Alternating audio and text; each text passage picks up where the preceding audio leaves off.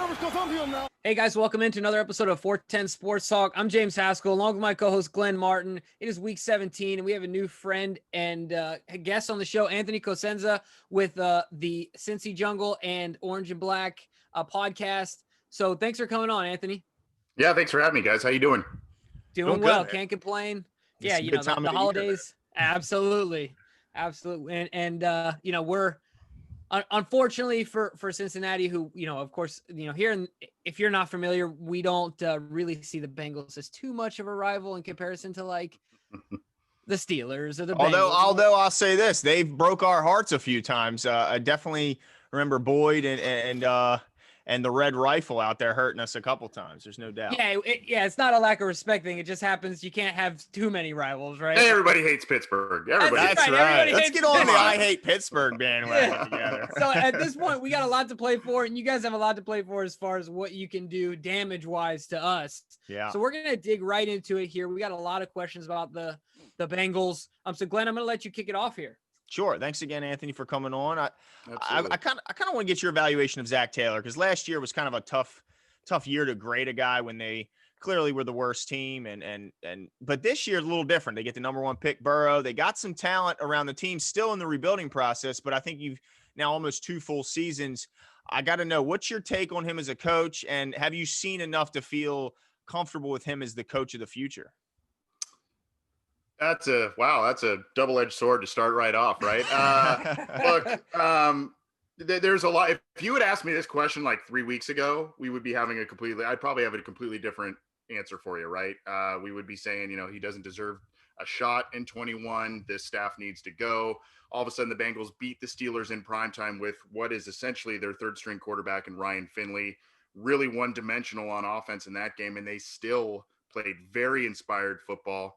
Came around on a short week, no rest, a holiday week, practiced out in the snow, and beat Deshaun Watson on his home field, dropping 37 points with another backup quarterback in the game. So all of a sudden now, if you add into the fact that if the Bengals somehow can play spoiler this week, and if they knock off the Ravens, maybe oust them out of the playoffs. I know that's not music to your guys' ears, but if they rattle off these 3 wins at the end of the season, you're kind of feeling different about Zach Taylor and company. Look, the bottom line is this: Zach Taylor's first road win in almost 2 full seasons was last week. First road win, first win streak in almost 2 full seasons, 2 games these last 2 weeks. That's how long it's taken them to make those little baby steps, right? I will say this: the team is playing hard for him in the positive corner. I'll try not to be so long-winded about it, but the team is playing hard for him despite a number of injuries to star players. They're not quitting, and they've rattled off, like I said, a couple of decent wins here to end the season, maybe a third one on the horizon. On the other hand, there's not a lot of wins. Zach Taylor and his coaching staff placed a lot of faith in this offensive line and didn't allocate a lot of resources to bolster that. And a lot of people feel that was a major reason for the injury to Joe Burrow and all of the hits that he took leading up to that injury. And then, you know, you've got a lot of longtime veterans, namely Carlos Dunlap, a very productive player for the team, who just didn't connect with Zach Taylor and defensive coordinator Lou Anarumo. So, I mean, there's still a lot to sort out. I think the best route, given what has transpired these past couple of weeks, you give Zach Taylor a really short leash to start off 21. You got to clean house on some of these assistants, bring in maybe, you know, a well-established defensive coordinator, and you bring in a better offensive line coach, and you kind of go from there. Hopefully Burrow's healthy and things start to kind of turn around in year 3. Yeah, I think that's really interesting because you brought up a name that was going to be our next question, and Carlos Dunlap. And we've seen him. We've played against him about 1,000 times at this point. He felt like he was going to be a Cincy lifer, and then all of a sudden, you know, you see on his social media he's ripping down the nameplate off of the parking lot where he's had his parking spot for almost a decade. What happened there? Why did it get so ugly there at the end? So there's a lot there. There are a lot of rumors, a lot of conjecture, a lot of different things that people can point to on that. The bottom line is that it was a 2-way street. I think that this coaching staff just was not enamored with Carlos Dunlap for whatever reason. I think, big contract. Carlos Dunlap has done a lot of great stuff for the community. He's been an incredible player for the Bengals. Basically left just short of the franchise career sack record. Did set the single season sack record with the team during his tenure. There is, and it's really kind of been a little bit of a stigma since he was drafted back in 2010. There was always some question marks about consistent effort and what motivates him. And, I mean, for the most part, he was pretty solid with the Bengals on that front. He was a first round talent. They got him in the second round because of that supposed red flag. But I think, maybe there was a little bit of smoke with that fire, I guess, or vice versa, however the saying goes. And I think maybe this new coaching staff picked up on it. And Marvin Lewis, for all of the good and the bad and the ugly that he brought to the Cincinnati Bengals, he really connected well with veteran players. And I think that some of these guys that were just latching on, they had latched on to starting spots. They didn't feel a lot of competition behind them. Marvin was a real veteran friendly coach. And, this new staff, younger staff comes in, and it was kind of, they preached a little bit more competition, a different scheme. And they had Carlos Dunlap doing some things that, he didn't really like in Lou Anarumo's scheme, especially this year. But I will say this, and if you go on one of our past episodes right before Carlos Dunlap was traded on our podcast, my co-host actually had a phone conversation with Carlos Dunlap's father, and it was a pretty candid conversation. I won't really go into details just because of privacy type of things, but there were some things that were very interesting in terms of what was shared on behalf of Carlos Dunlap's father to us. And look, I mean, now he looks like a different player in Seattle. He's playing very well for them and doing a lot of good things. So it was a two-way street. I think the Bengals didn't handle it well. Their coaches didn't handle the relationship well. And then Carlos Dunlap, in turn, a supposed team captain, et cetera, didn't handle it well by some of the stuff he saw on social media. It's just kind of unnecessary. So unfortunately, they had traded him and they didn't really get much for him, but it was just kind of get what you can for the scenario. Yeah, surprising because I mean, just a really good talent, a guy that the Ravens always had trouble with. And it's just surprising because he seems to almost single-handedly have solved the Seattle Seahawks pass rush and almost their whole defensive issue since he's been there. So there's no doubt about his talent. But I want to talk about what they're doing right in these last couple games because they put up 37 against Houston. Not the greatest defense, but still, they put up 37 without Joe Burrow, without Joe Mixon, who most people would agree that those are the two best players. Why are they playing? How are they playing so good these last two?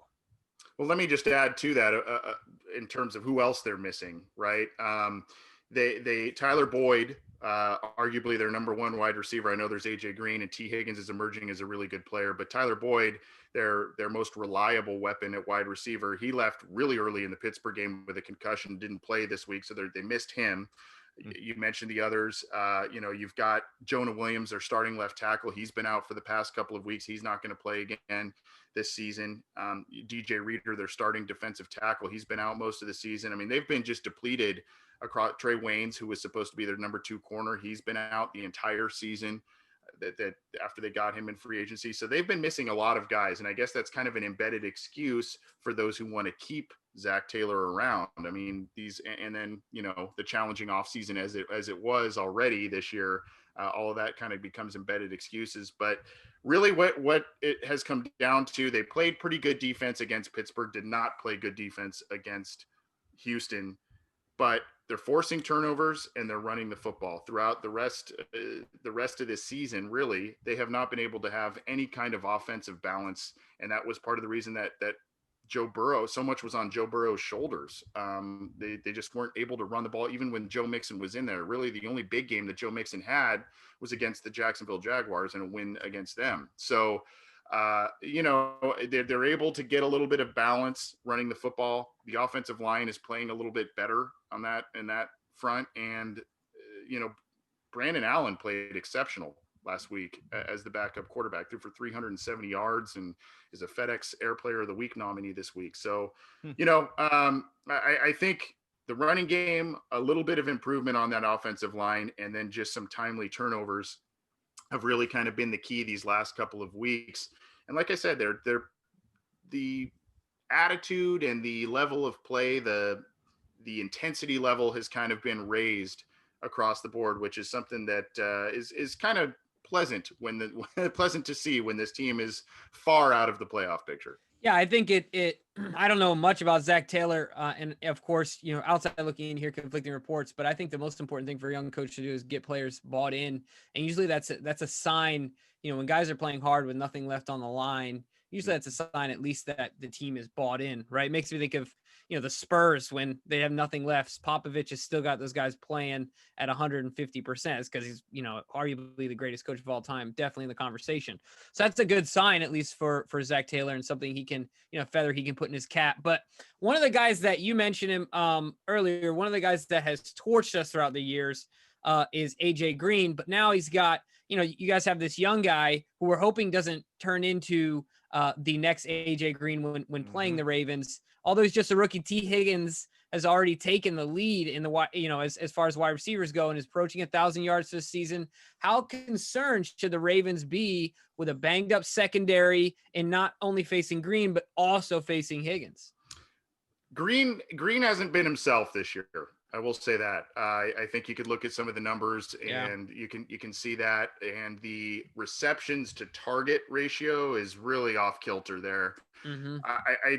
I think some people are saying AJ Green is done. I don't believe that personally. I think that he's kind of taken a back seat. They've done some different route concepts with him, and some of it is on AJ though too. There are a couple of big plays that he did not come down with. There were a couple of missed throws by even Joe Burrow to him early in the season. But AJ still can move the chains. He's got that 6'4" frame. He can high point the ball, and he's still a threat. T. Higgins is an emerging star, though, guys. I really feel that way.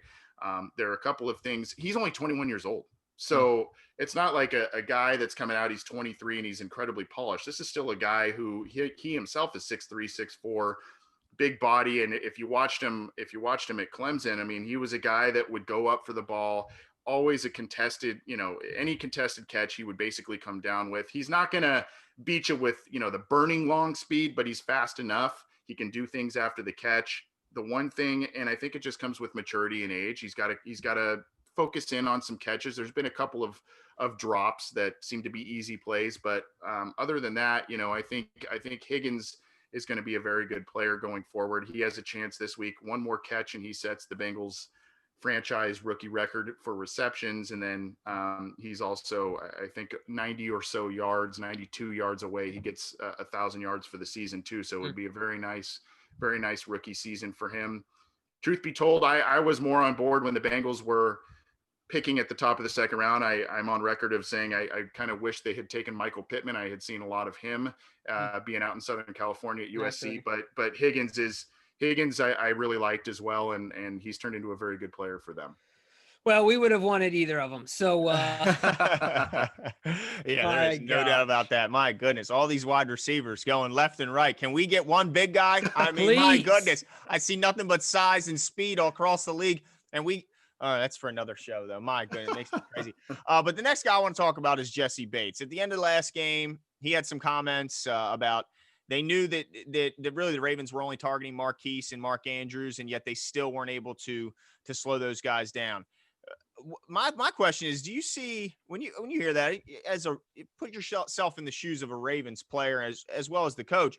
Do you think that they'll maybe continue to say, you know what, yeah, we're going to go after Marquise and Andrews, and you can't do nothing about it? Or do you think they might take offense and say, well, we got other guys that can do something too?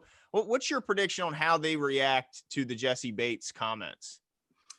Well, I guess if I'm an offensive coach, it works, and we're going to keep doing it until it stops working, until you stop us, right? I mean, if that would be my mindset. And Jesse Bates, by the way, not a household name, probably because of the team he plays on, but if you guys look at his PFF scores and his stat lines, he is arguably the top, right? Yeah. Yeah, arguably the top performing safety this year across the NFL. He has had an outstanding season, got snubbed from the Pro Bowl, so hopefully he gets some form of an All-Pro nod. But I don't think necessarily that Jesse Bates was maybe saying that as a slight to the Ravens play calling. I think it was more like, hey, we as a defense knew this was coming and we didn't stop it. Right. So to me, if I'm on the Ravens coaching coaching offices there, I would say we're going to keep going to this until they stop it. Traditionally, the Bengals have had an immense amount of trouble covering tight ends, backs who can catch, tight ends who can move the chains. The Bengals just traditionally have really struggled in covering and limiting the damage from those types of positions. So, and Lamar likes to utilize those guys and utilize yards after the catch type of opportunities to some of these speedy guys. So, I would, if I'm the Ravens, I would keep doing it. And then, like I said, Trey Waynes isn't playing for the Cincinnati Bengals. William Jackson left the game early last week, and he had been playing well. So, I think those are areas that Baltimore should probably try and exploit again this week. Well, when you talk to in your conversations with the Bengals coaching staff, let them know that old 35 Gus Edwards now knows how to catch. Oh, good. So you better look out.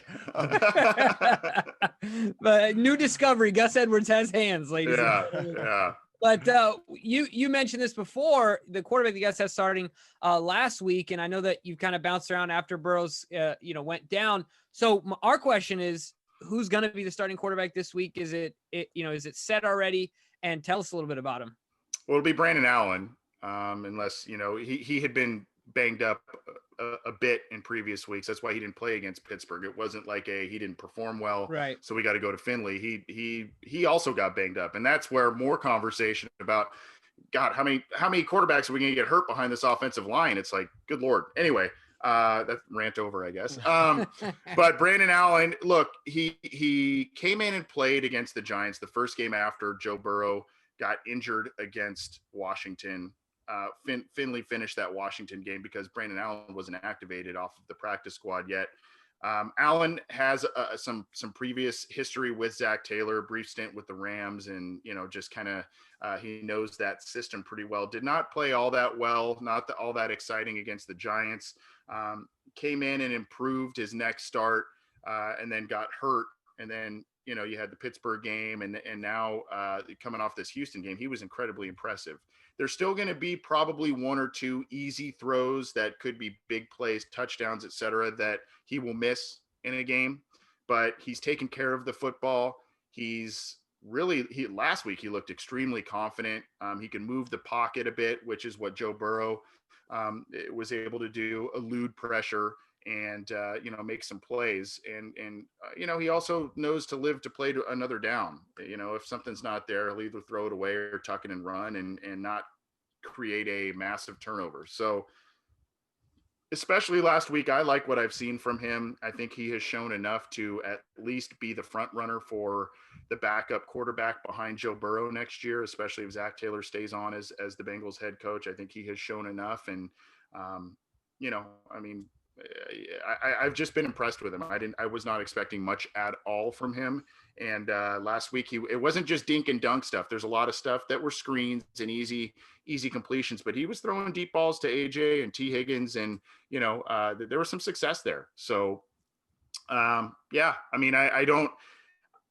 know Baltimore's defense is probably more versatile and more aggressive than Houston, but I still think he's not a guy to be completely brushed to the side. I guess he can move the chains a bit and put up some points. He's proven that over these past couple of weeks. Okay, yeah, I think a lot of people look at him as like a third stringer, and typically you're right, you overlook a third string quarterback, but that's good to know that they shouldn't do that. That would be a mistake. So one last question I have for you: when talking about typically a 4-win team heading into week 17, playing against a team that has everything to play for, you kind of wonder where the motivation's coming from. Are they already halfway on vacation? Is their mind already gone? But they do have a chance to be spoiler. What kind of sense do you get of how much extra motivation you get out of being that spoiler, and not, even though you're not getting in, you could maybe ruin someone else's chances? Well, Glenn, I got to correct you. It's 4 wins and a tie. 4 wins and a tie. That's true. That tie, the Bengals excel at getting those ties. Look, normally I'd say, they're probably ready to pack it in and just get to the next off season. And the last 2 weeks, like I mentioned earlier, the last 2 weeks and their wins kind of showed me a lot. And look, this isn't just also wins with a number of injuries across the roster, and they still had Joe Burrow, and they were just kind of clamoring to win. This is without Joe Burrow that they've beat these teams in Pittsburgh on Monday night. So, this team really could have packed it in when Joe Burrow went down, and there were some signs of that a little bit early on, but they kept kind of clawing and fighting and got a couple of wins together here, and now they've got a home finale. And by the way, guys, I have to look it up, but they're going back to the last, I think it's 20 years or so. 12 wins in terms of last home openers, season finales at home, which the Bengals have this week. And this is from Jay Morrison of The Athletic, who covers the Bengals.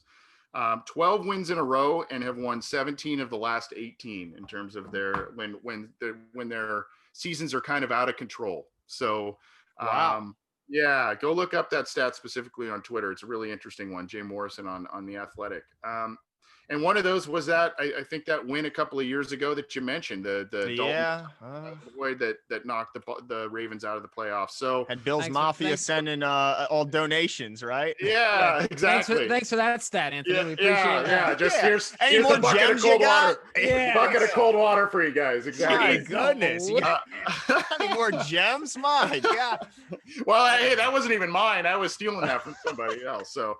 But hey, do you guys get any joy out of watching Dalton doing what he's doing over in Dallas and kind of turning that team around a little bit? I do. Yeah, I do. I mean, I've met and interviewed and taught. He's a great guy. He did a lot for Cincinnati, and for a guy that caught an immense amount of flack for his play, especially in big games. I always have contended that Andy Dalton was a massive overachiever for where he was drafted, his stature. A lot of people thought that he was not going to do very much, and he is actually one of the most productive passers in Bengals history. Engineered one of their most successful stretches in franchise history, 5 straight playoffs. Yeah, they were 0-5 in those games, but I have nothing but well wishes for Andy Dalton, and it's good to see him performing well. He also was a FedEx Air Player of the Week nominee this week that I saw for the Cowboys, which was just interesting seeing him get that with the Cowboys and the Bengals backup quarterback do it in the same week there. But I do not hold any ill will. I hope he does well. And it was actually, it was nice to see him get a win against the Bengals on Cincinnati's home field, given everything he had been through over the past couple of seasons there too. So I think the majority of Bengals fans would say, hey, good for him. I think they wish him well. Yeah, absolutely. We knew as a lifetime Ravens fans that Joe had one good game in him left, even though he lost that Monday night performance against the Patriots. He looked good that day, didn't he? Goodness. Just classic Joe come out of nowhere and look like a Hall of Famer. Throwing dimes to Perryman of all people. Yeah, exactly. So we know the feeling, certainly. And I know that Glenn and I both love cheering for Joe wherever he goes, just because, he brought us to the Super Bowl and had one of the most historic runs in playoff history. So, you gave us all these stats. You got me a little concerned earlier today. I was not concerned about this game, and I'm feeling a little nervous. So our question to you is, what do the Bengals need to do to come out with a W, and how do you see this game turning out? Well, they need to do, it's really funny because the first time around this year when the Bengals played the Ravens, they really held Lamar in check in terms of rushing yards. Mm-hmm. He barely did anything. Now, I think he was nursing an ankle injury. I think there was also a personal issue that he was kind of trying to deal with as well. Yeah. Plus, after the highlight reel of last year, they didn't want that again. Well, yeah, we're not letting that happen again. Yeah, well, because of that game, the Bengals drafted 3 linebackers this year. They were not going to let that happen again. Look, I think you got to limit the damage of the running game by the Ravens, because then you force Lamar to maybe become a little bit more one-dimensional. He can still throw the ball pretty well and utilize tight ends very, very well, which plays against the Bengals' strengths. But I think it's kind of old AFC North throwback, right? Who can run the ball better and who can stop the run better? I think that's kind of where my head is at with this one, especially seeing that the Bengals in their 2-game win streak coming into this one, they've been able to run the ball much more effectively, even without Joe Mixon. So, I mean, there's other facets as well. Brandon Allen's got to be at least somewhat close to what he looked like last week in Houston. He's got to take care of the football and all of that. But, I think especially late in the year, weather probably being awful, I kind of feel like the run game is paramount, as it kind of usually is in this division. You said weather's going to be awful. What's the forecast?